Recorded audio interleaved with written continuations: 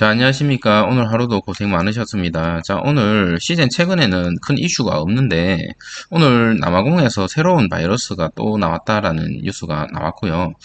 백신이 그렇게 효과가 없다라는 게 어느 정도 이제 시장에서 반영이 되고 있다라는 거, 과거 대비 좀 다른 이슈죠. 그리고 백신을, 맞기 전보다 이스라엘을 얘기하는데, 뭐 다른 나라도 마찬가지고 진단키트의 수요가 줄어든 게 아니고 오히려 더 늘어나고 있다라는 사실은 팩트다. 또 지금 시즌이 작년 매출 대비 지금 중간 정도 왔죠. 1분기, 2분기 실적만 보면 매출액은 58%를 달성했습니다. 아무리 보수적으로 잡더라도 제가 봤을 때 매출은 130% 이상은 갈 것으로 보여지고요.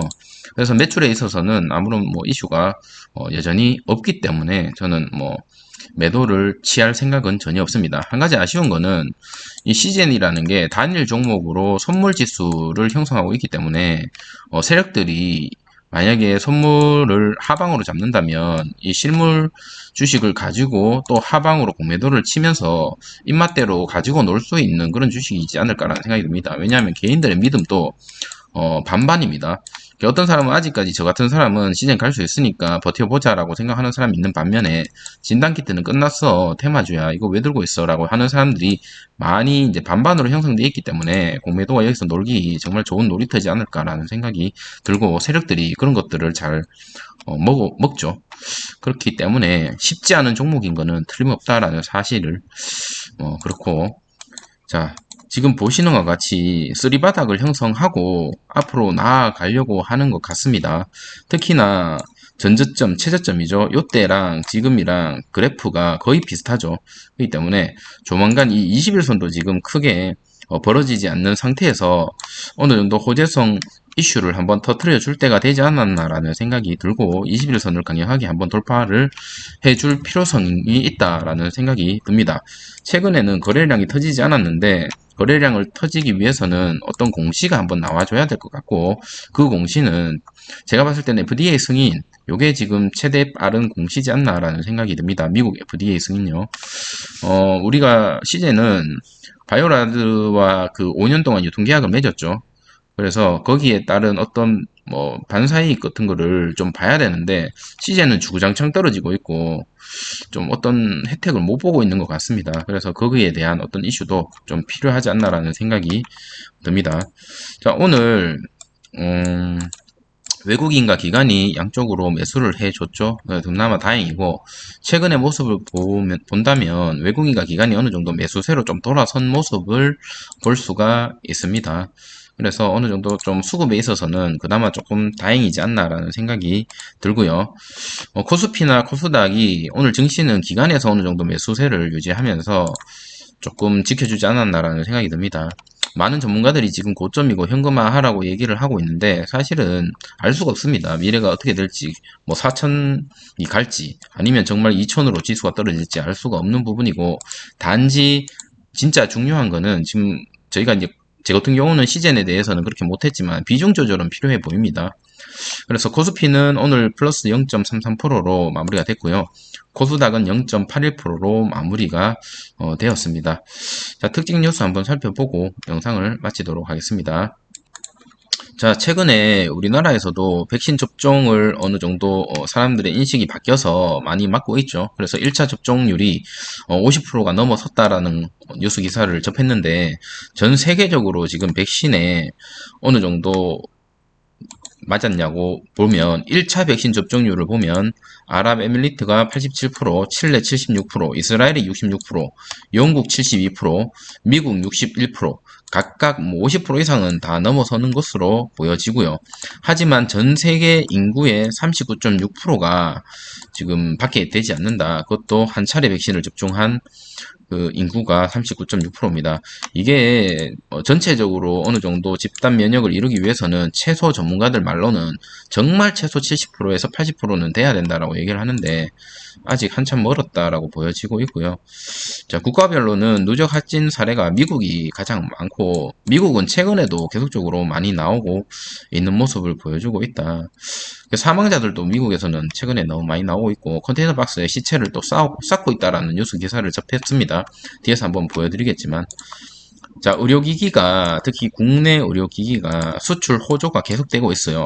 그게 대형 기기는 아니고, 소형 기기, 즉, 진단키트라든지 이런 뭐 시젠이나 바이오센, 뭐 그런 것들이 어느 정도 효과가 있고 많이 수출이 되고 있는 것으로 보여집니다.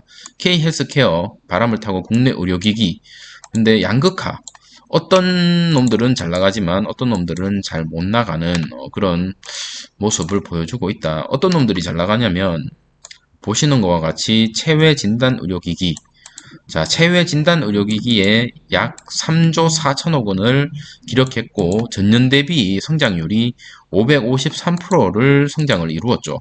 이 말은즉슨 진단기기가 작년 대비 더 잘 팔린다는 거죠. 물론 경쟁업체들도 많고 시제는, 자, 수출 실적도 마찬가지입니다. 지난해 4조 2천억. 근데 해외로 수출해 전년 대비 무려 623% 올라갔죠. 자, 뭐 휴마시스도 있고 뭐 보시면 아시겠지만 자가 진단 키트, 뭐 그리고 뭐 지금 여기 보시면 PHC도 있고 뭐 여러 가지 많은데 우리가 궁금한 거는 시젠이죠. 자, 특히 2019년 224억 원에 불과했던 영업이익이 자, 지난해 6,762억 원. 순수 매출이죠. 이거 영업이익이죠. 영업이익이 이래 됐는데, 30%나 성장했죠. 하지만 지금 시젠 2분기 실적만으로도 이미 3,518억 매출을 달성을 했습니다. 그렇기 때문에 시젠 올해도 틀림없이 좋은 성적을 보여줄 것으로 보여지고, 이거는 뭐 저뿐만 아니고 여기 있는 분들, 이 영상을 보신 분들 다 알고 있는 내용이기 때문에 넘어가도록 하겠습니다. 자, 1위. 실제로 지난해 국내 의료기기 기업 중 생산 실적 1위부터 10위까지 분석을 해보면 대형 의료기기 기업들은 없다. 자, 1위가 임플란트 기업, 2위가 시젠, 3위가 SD 바이오센서죠. 자, 2위, 3위가 우리가 알고 있는 그 진단키트 업이다. 두 명이, 이 두 회사가 어떻게 보면 독보적이죠. 자, 수출 실적도 1위가 SD 바이오센서, 스탠다드 Q라는 자가진단 키트 많이 팔고 있죠. 2위는 시젠, PCR 검사를 많이 하고 있다. 보시면 아시겠지만 상위 진단 키트는 이 두 가지밖에 이름을 보여지지가 않고 앞으로도 그렇지 않을까라는 생각이 듭니다. 자, 델타 변이 확산의 이유가 2달 만에 미국발 입국을 또 제한을 하고 해외에서는 좀처럼 델타 변이가 잡히는 모습을 보여주지 못하고 있고, 이러한 변이 바이러스로 인해서 지금 백신이 자꾸 돌파 감염이 되는 사례도 많이 나오고 있기 때문에 이 백신에 대한 어떤 불안함 그리고 불신이 자꾸 나오고 있는, 사실 외국에서는요, 그런 상황이다. 자, 미국 14개 주 델타 변이 사망자도 지금 계속적으로 늘어나고 있습니다. 백신을 맞으면 사망자가 좀 줄어들고 중증이 약화된다라는 그런 이슈가 있기 때문에 우리가 백신을 맞는 건데, 지금 최근에 사망자들이 많이 증가하고 있고 거기에 이동식 냉장 트레일러 여기에 시신 보관소로 지금 쓰고 있다고 합니다. 과거 1차 팬데믹 때 여러분 기억하시는지 모르겠지만 미국에서 어떤 뭐 무인도 같은 섬에 땅굴을 팔아가지고 이렇게 사람들을 그냥 막 이렇게 묻는 모습들을 아마 보셨을 것 같은데, 지금 과거 그런 어떤 보면 비슷한 형태를 보여주고 있는 것 같습니다. 냉장 트레일러에 시체 보관하고 있고 미국 14개 주 델타 변이 사망자가 50%로 계속적으로 늘어나고 있습니다. 그래서 이 코로나가 사실은 우리나라에서도 위드 코로나에 대해서 언급을 하고 있지만 외국에서도 지금 위드 코로나 하는 데가 많죠. 누누이 말씀을 드리지만 위드 코로나 하기 전보다 위드 코로나를 하게 되면 진단은 더 많이 할 수밖에 없습니다. 이 진단을 많이 한다는 가정하에 위드 코로나를 하기 때문에 아무래도 하반기 때는 실적이 기하급수적으로 많이 늘어나지 않을까라는 생각이 드는데, 좀 아쉬운 부분은 시젠 측에서 어떤 공시를 좀 빨리빨리 좀 내줬으면 좋겠습니다. 아마 아무런 공시가 없고 아무런 이슈가 없는 건지, 아니면 정말로 뭐 저희 주주들을 생각을 안 하고 그런 공시를 안 하는 건지는 잘 알 수가 없지만, 최근에 제가 알기로는 저쪽 브라질인가요? 그쪽에서 어떤 승인이 났는데 그거에 대한 공시가 없더라고요. 그래서 주주들이 오히려 그런 정보들을 서로 공유하고 뭐 그런 좀 오픈 우픈 그런 히스토리도 좀 있다라는 거. 자, 델타 접촉하면 과거에는 우리가 백신을 맞으면 여러분 아시는 것 같이 인센티브 적용이 돼가지고 자가 격리를 안 했는데 델타를 접촉하게 되면 그러한 면죄부가 적용이 안 된다고 합니다. 그만큼 델타는 변이 바이러스를 뚫고 들어올 수도 있는 확률이 매우 높고 어, 제가 저번 영상에 말씀드렸죠. 92%에서 60몇 프로로 면역력이 더 많이 백신을 맞더라도 지켜줄 수 있는 그런 퍼센테이지가 많이 떨어지기 때문에 사실은 치료제가 나오지 않는 이상 이 코로나를 잡기에는 정말 힘듭니다. 자, 주말 동안 특히 우리나라도 지금 꾸준히 엄청나게 많은 확진자가 나오고 있죠. 근데 많은 국민들, 우리나라뿐만 아니라 외국에서도 이제는 많이 지쳤습니다. 지쳤기 때문에 일상생활을 돌아가기 위해서 블루 코로나라고 하더라고요. 코로나에 걸리지 않고 우울증과 무기력증을 앓고 있는 사람들을 보고 블루 코로나라고 하더라고요. 그래서 그런 사람들이 오히려 더 많고 이제는 모르겠다. 그냥 일상생활에 복귀하자라고 생각을 하는 사람들이 너무나 많이 있기 때문에 아마 한국에서도 위드 코로나라는 얘기가 나오지 않을까라는 생각이 듭니다.